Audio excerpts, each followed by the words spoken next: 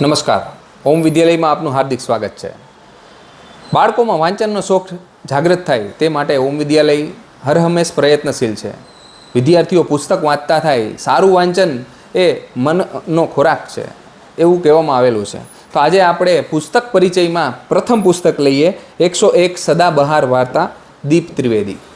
મિત્રો, અત્યારે ગુજરાતી સાહિત્યમાં દીપ ત્રિવેદી સાહેબ એ ઉચ્ચ દરજ્જાના લેખક છે.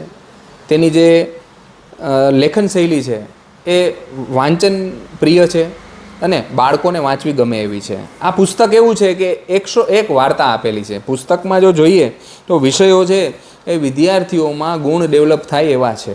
અને ખાસિયત એ છે કે એક વાર્તા આપેલી છે જે 1 થી 1.5 પેજની હોય છે અને નીચે એનો સાર આપેલો છે. સાર છે એ જીવનના મૂલ્યનો છે. તો આ પુસ્તક તમે વસાવી શકો છો. કહેવાય છે ને કે જ્યાં સારા 5 પુસ્તકો હોય તે જ ઘરે દીકરી દેવી. તો બાળકોને ટેવ પાડો, એ સારું વાંચન કરે.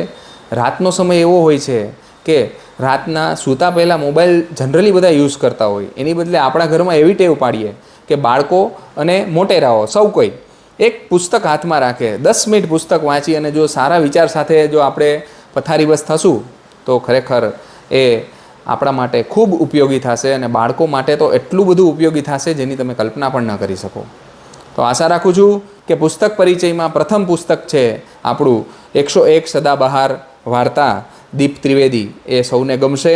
શક્ય હોય તો તમારા નજીકના જે સ્ટોલમાં અથવા તો ઓનલાઈન સાઇટમાંથી મગાવી અને આપના બાળકને ગિફ્ટ આપો.